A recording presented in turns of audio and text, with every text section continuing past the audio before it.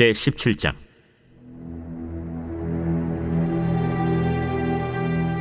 길르앗에 우거하는 자 중에 디셉 사람 엘리야가 아합에게 말하되, 내가 섬기는 이스라엘의 하나님 여호와께서 살아계심을 두고 맹세하노니 내 말이 없으면 수년 동안 비도 이슬도 있지 아니하리라.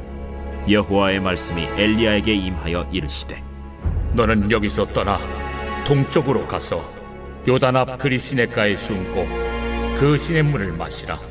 내가 까마귀들에게 명령하여 거기서 너를 먹이게 하리라. 그가 여호와의 말씀과 같이 하여 곧 가서 요단 앞 그릿 시냇가에 머물매 까마귀들이 아침에도 떡과 고기를 저녁에도 떡과 고기를 가져왔고 그가 시냇물을 마셨으나 땅에 비가 내리지 아니하므로 얼마 후에 그 시내가 마르니라. 여호와의 말씀이 엘리야에게 임하여 이르시되, 너는 일어나 시돈에 속한 사르밧으로 가서 거기 머물라. 내가 그곳 과부에게 명령하여 네게 음식을 주게 하였느니라. 그가 일어나 사르밧으로 가서 성문에 이를 때 한 과부가 그곳에서 나뭇가지를 줍는지라. 이에 불러 이르되, 청하건대 그릇에 물을 조금 가져다가 내가 마시게 하라. 그가 가지러 갈 때 엘리야가 그를 불러 이르되, 청하건대 내 손에 떡 한 조각을 내게로 가져오라. 당신의 하나님 여호와께서 살아계심을 두고 맹세하노니 나는 떡이 없고 다만 통에 가루 한 움큼과 병에 기름 조금뿐이라.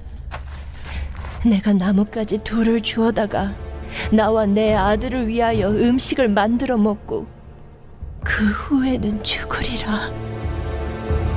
두려워하지 말고 가서 내 말대로 하려니와 먼저 그것으로 나를 위하여 작은 떡 한 개를 만들어 내게로 가져오고 그 후에 너와 네 아들을 위하여 만들라. 이스라엘의 하나님 여호와의 말씀이 나 여호와가 비를 지면에 내리는 날까지 그 통에 가루가 떨어지지 아니하고 그 병에 기름이 없어지지 아니하리라 하셨느니라. 그가 가서 엘리야의 말대로 하였더니 그와 엘리야와 그의 식구가 여러 날 먹었으나 여호와께서 엘리야를 통하여 하신 말씀같이 통에 가루가 떨어지지 아니하고 병에 기름이 없어지지 아니하니라. 이 일 후에 그 집 주인 되는 여인의 아들이 병들어 증세가 심히 위중하다가 숨이 끊어진지라. 여인이 엘리야에게 이르되, 하나님의 사람이여, 당신이 나와 더불어 무슨 상관이 있기로 내 죄를 생각나게 하고 또 내 아들을 죽게 하려고 내게 오셨나이까? 엘리야가 그에게 그의 아들을 달라 하여 그를 그 여인의 품에서 받아 안고 자기가 거처하는 다락에 올라가서 자기 침상에 누이고 여호와께 부르짖어 이르되, 내 하나님 여호와여, 주께서 또 내가 우고하는 집 과부에게 재앙을 내리사 그 아들이 죽게 하셨나이까 하고 그 아이 위에 몸을 3번 펴서 엎드리고 여호와께 부르짖어 이르되, 내 하나님 여호와여, 원하건대 이 아이의 혼으로 그의 몸에 돌아오게 하옵소서. 여호와께서 엘리야의 소리를 들으심으로 그 아이의 혼이 몸으로 돌아오고 살아났지라. 엘리야가 그 아이를 안고 다락에서 방으로 내려가서 그의 어머니에게 주며 이르되, 보라, 내 아들이 살아났느니라. 내가 이제야 당신은 하나님의 사람이시오, 당신의 입에 있는 여호와의 말씀이 진실한 줄 아노라 하니라. 빛이스라, 말씀의 은혜와 지혜가 저와 우리 성도님들의 하루를 빛나고 복되게 하시리라 믿고 감사를 드립니다. 자, 오늘 함께 나눌 말씀은 열왕기상 17장입니다. 우리가 16장 말씀에서 우리가 북이스라엘 왕조가 다 1, 2대 만에 무너지고 멸망하는 것들을 함께 살펴보았습니다. 계속 반역이 일어나고 있죠. 그리고 나서 이제 오므리 왕조가 시작이 되었습니다. 오므리 왕조, 그의 아들이 아합이다. 우리가 어제 16장의 말씀을 이제 끝에 술술술 읽고 갔는데 한 번 더 보겠습니다. 30절. 오므리 아들 아합이 그의 이전의 모든 사람보다 여호와 보시기에 악을 더욱 행하여 행한 악의 내용이 나옵니다. 31절 느밧의 아들 여로보암의 죄를 따라 행하는 것을 오히려 가볍게 여기며 시돈 사람의 왕 엣바알의 딸 이세벨을 아내로 삼고 가서 바알을 섬겨 예배하고 사마리에 건축한 바알의 신전 안에 바알을 위하여 제단을 쌓으며 또 아세라상을 만들었으니 그는 그 이전에 이스라엘의 모든 왕보다 심히 이스라엘 하나님 여호와를 노하시게 하였더라. 그러니까 어제 이제 잠깐 말씀을 나누은 것처럼 아합 왕은요 북이스라엘 왕 중에서 역사상 가장 악한 왕이다 이렇게 평가받는 왕입니다. 더욱이 엣바알의 딸 이세벨과 결혼한 것 때문에 더 급격한 타락을 본인뿐만 아니라 온 나라 온 백성들을 타락의 길로 몰고 갑니다. 여러분 결혼이 왜 중요한가는 우리가 솔로몬에 대한 말씀을 나눌 때 이미 함께 배우지 않았습니까? 그러니까 여기서 이제 엣바알, 이 엣바알이란 뜻은요 바알과 함께하는 자, 바알이 그와 함께 있다 이런 뜻입니다. 그러니까 이런 자의 딸인 이세벨과 결혼했죠. 그래서 오히려 백성들에게 이 바알을 섬기도록 장려하고 부추긴 왕이 바로 이 누구죠? 아합입니다. 그러니까 이스라엘 백성들은 이제 유목민으로 삶을 살았잖아요. 목축. 그런데 이제 가나안에 들어와서 정착하는 삶을 살게 되고 그리고 농사를 짓고 농경 문화의 삶을 살게 되었습니다. 근데 이제 농사를 지을 때 뭐가 중요해요? 비 중요하고 해 중요하죠. 그래서 풍성한 소출, 풍요 이런 것들이 매우 중요한 요소가 되었습니다. 그래서 바알 숭배는 이 이스라엘 백성들에게 굉장히 매력적인 종교예요. 그렇죠? 왜냐하면 바알이 어떤 신이냐? 비와 풍요와 다산과 이런 어떤 자연의 순환 이런 것들을 주관하는 신이 바로 바알이다. 이렇게 믿어졌기 때문에 우리가 이 땅에 농사를 지으려면 비가 있어야 되고 또 좋은 소출이 일어나야 되고 풍요함이 있어야 되고 이렇기 때문에 이것을 주관한다고 하는 이 바알에 대해서 거의 맹목적으로 매달릴 수밖에 없는 것이 바로 이들의 상황이었습니다. 굉장히 바알을 숭배한 이야기가 계속 나오잖아요. 근데 뭐 그들만이 있는 게 아니에요. 바알은 우리에게도 우상입니다. 돈이 모든 걸 해결해 줄 것 같다. 그러면 이제 이 돈이 바알이 되는 거죠. 그러니까 굉장히 우리의 본능적인 욕구와 결탁된 그런 것들이 바로 이 우상입니다. 자, 1절 한번 같이 읽겠습니다. 길르앗에 우거하는 자 중에 디셉 사람 엘리야가 아합에게 말하되 내가 섬기는 이스라엘의 하나님 여호와께서 살아계심을 두고 맹세하노니 내 말이 없으면 수년 동안 비도 이슬도 있지 아니하리라 하니라. 이거 굉장히 중요한 한 구절 말씀입니다. 그러니까 전례 없는 이 악행들이 막 정점에 이르고 있는 이때에 하나님께서 엘리야를 통해서 이들에게 직접 이제 개입하심을 여기서 말씀해 주고 있어요. 이렇게 말하죠. 이 엘리야는요 갑자기 여기서 등장하잖아요. 그러니까 하나님의 살아계심, 말씀의 능력 이런 것들을 이 우상 숭배가 극에 달해 있는 이 시대에 하나님의 선지자로서 아주 대표적인 사람이 바로 이 엘리야입니다. 그 엘리야가 아합에게 찾아와서 이렇게 선포하죠. 내가 섬기는 이스라엘의 하나님 여호와께서 살아계심을 두고 맹세하노니. 하나님께서 이 일을 반드시 이루시고 반드시 말하게 하셨다 이런 뜻입니다. 내 말이 없으면 수년 동안 비도 이슬도 있지 아니하리라 하니라. 여러분 아까 좀 전에 말씀드린 것처럼 바알은요 비의 풍요와 그렇죠 비 이런 농사에 관련된 모든 것을 주관하는 신이라고 숭배되고 떠받들어졌는데 엘리야가 뭐라고 이야기합니까? 하나님의 이름으로 비도 이슬도 없을 것이다. 가뭄을 지금 선포하고 있는 거예요.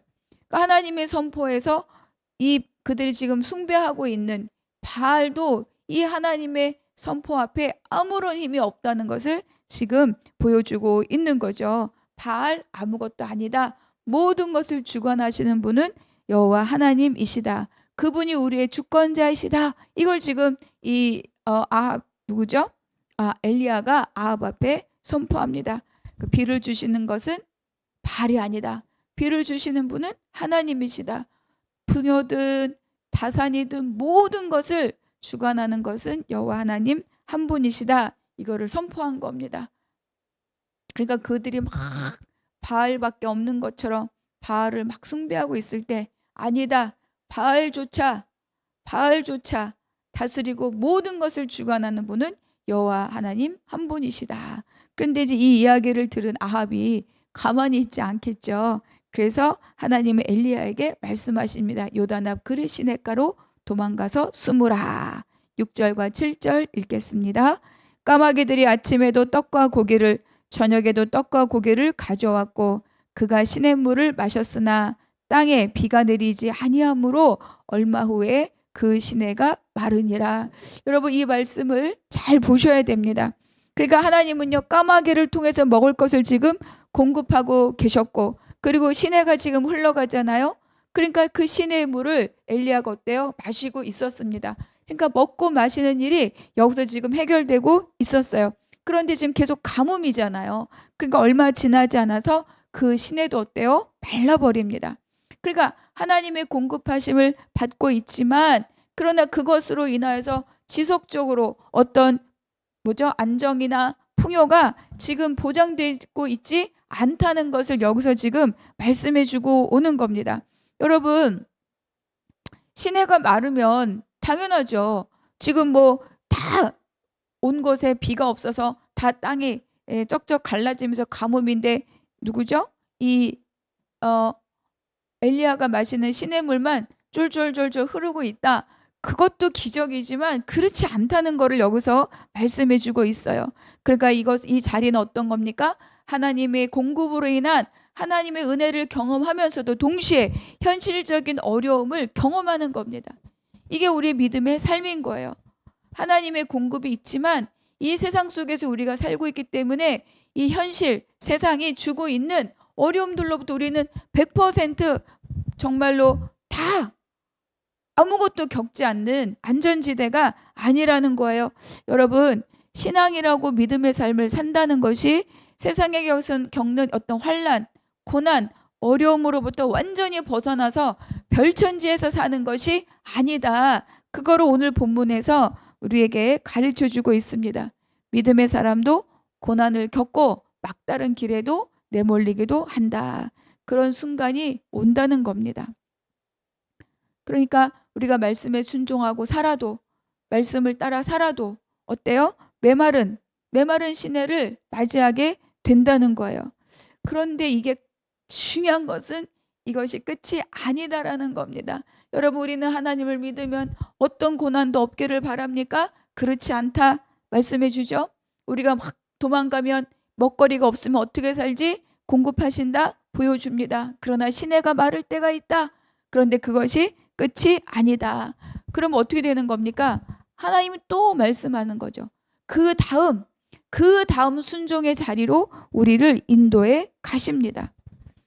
중요한 것은 모든 자리마다 하나님의 인도하심과 하나님의 돌보심과 하나님의 공급하심이 있다는 것을 우리가 여기서 배우는 거예요.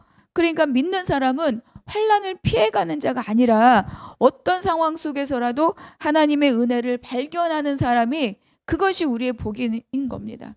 사람들은 땅이 갈라지면 도망가면 먹을 게 없지만 먹을 걸 주십니다. 그러나 동시에 세상이 온통 메말라갈 때 내 앞에 있는 시냇물도 메마를 수 있다는 거예요. 그래서 그것이 끝이 아니라 어떻습니까? 그 다음 스텝, 그 다음 과정, 그 다음 자리로 하나님께서 우리를 이끌어 가신다. 여러분 우리가 모든 것이 이렇습니다. 내가 그것에 순종했다고 그 다음은 탄탄대로가 아니라는 거예요.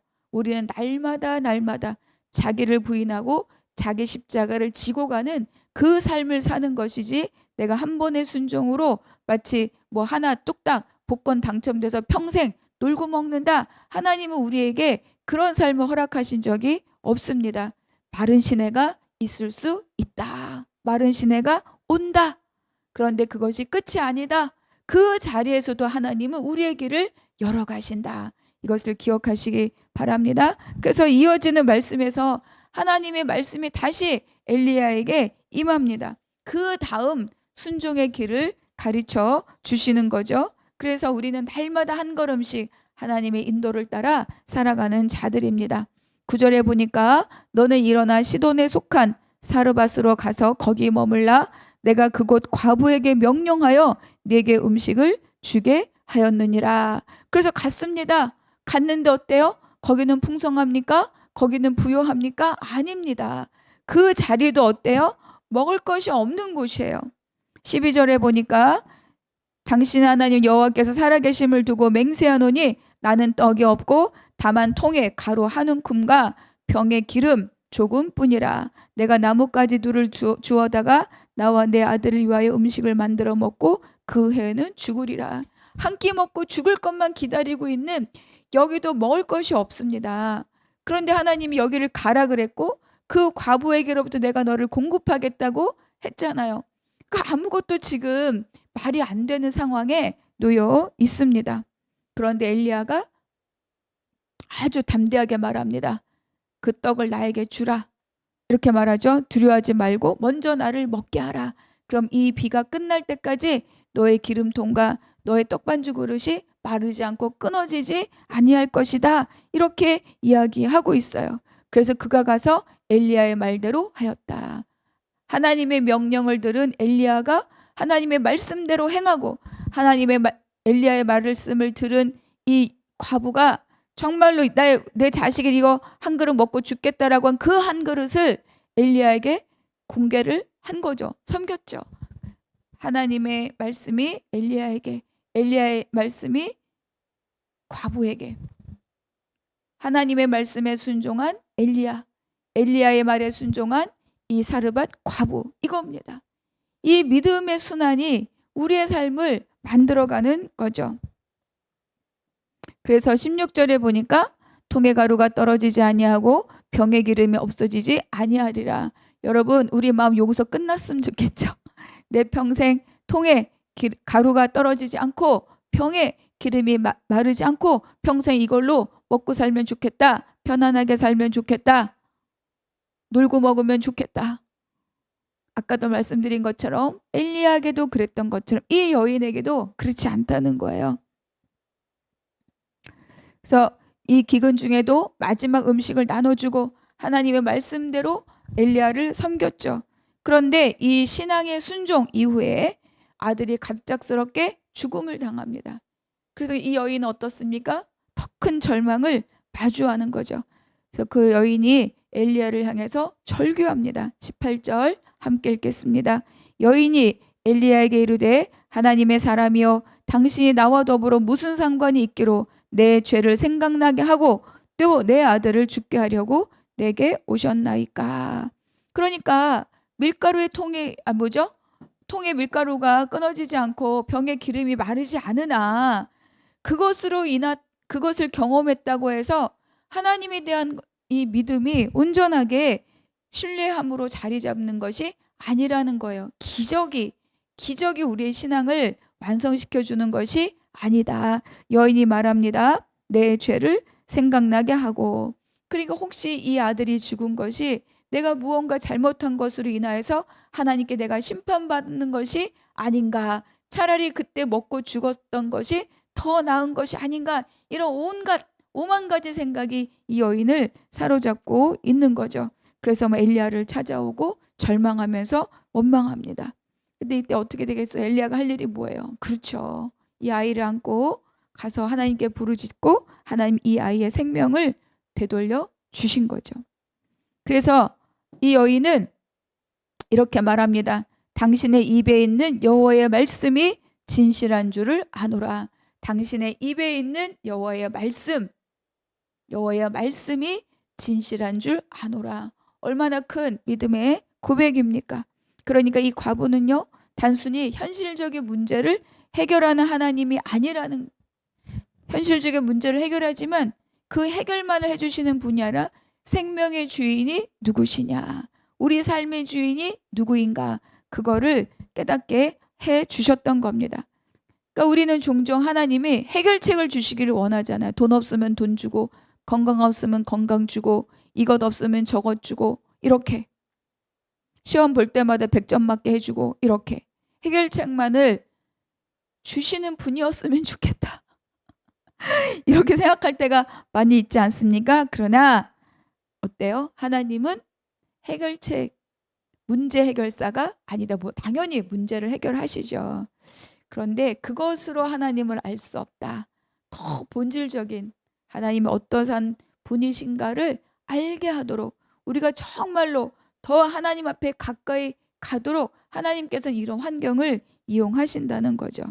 그래서 우리는 때로는 내가 이 정도면 족하다. 이것만 있어도 좋겠다. 이곳에 초막셋을 짓고 살겠습니다. 정말 그런 약간의 그 만족감스러운 그런 평안함에 살고 있지만 요것으로 일평생 끝났으면 좋겠다라고 할 때가 있으나 그러나 어때요? 고난이 예기치 않게 찾아오기도 합니다. 근데 여러분, 고난은 형벌이 아니라 하나님께서 우리를 말씀과 회복으로 인도해 가시는 과정이라는 거예요. 광야가 그렇지 않습니까? 우리가 출애굽기에서 공부하는 광야가 그렇잖아요. 그거는 과정이지 결론은 어디라고요? 내가 너희를 데려가려 하노라. 거기가 도착지입니다. 그래서 하나님은 그 모든 과정 속에서 우리가 하나님을 진리로, 주인으로, 주권자로 경험하기를 원하시는 분인 거죠. 그러니까 이 아들의 죽음을 통하여서 이 아들이 살았잖아요. 이 아들의 죽음을 보는 것 같은 그 엄청난 절망과 고난을 통하여서 하나님이 누구신가를 더 깊이 알게 되었습니다. 당신의 입에 있는 여호와의 말씀이 진실한 줄 아노라. 그래서 여러분, 내가 지금 말할 수 없는 환난과 고통과 정말 내가 이렇게 주님을 순종했는데 정말 내 지금 앞에 있는 문제가 이것이냐, 지금 환경이 이것이냐, 왜 이런 것들은 안 되냐, 뭐 이런 마음들이 있다면 오늘 이 누구죠? 엘리야, 그릇 시냇가 앞에서 마른 시내를 마주한 엘리야, 그리고 또 명령에 순종하여서 한 조각 남은 떡을 선지자를 대접했음에도 불구하고 아들의 죽음을 맞이한 이 과부, 이 두 사람을 여러분 보시기를 바랍니다. 그런데 그게 끝이었습니까? 그렇지 않습니다. 그 다음 하나님 더 크고 놀라운 것들을 보게 하시고 깨닫게 해주신다. 오늘 이 소망으로 하루를 사시기를 바랍니다. 오늘 또 우리에게 주는 묵상 질문, 가장 나에게 은혜가 되는 한 구절 꼭 기록하시고 적용하시기 바랍니다.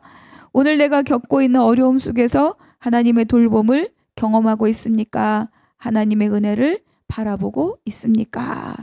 두 번째, 나는 내가 원하는 해결책이 아니라 다른 사건을 통해 하나님을 더 깊이 알게 된 순간이 있었습니까? 어떤 일과 어떤 깨달음이 있었는지 기록해 봅시다. 여러분 꼭 한 줄이라도 기록하시면서 여러분의 신앙일지를 기록해 하시기를 바랍니다. 기도하겠습니다. 하나님 감사합니다. 오늘 깨달은 말씀으로 오늘 하루를 강건히 살게 하여 주시옵소서. 어려움 속에서도 하나님의 은혜를 발견하는 눈을 열어주시고 문제를 해결하는 문제 해결사가 아니라 하나님 한 분을 더 깊이 경험하게 하여 주시옵소서. 내 삶의 모든 순간순간이 하나님을 더 깊이 알아가는 그 과정이 되게 하여 주시옵소서. 모든 것 감사하고 우리 주 예수 그리스도 이름으로 기도하옵나이다. 아멘. 빛이 있으라.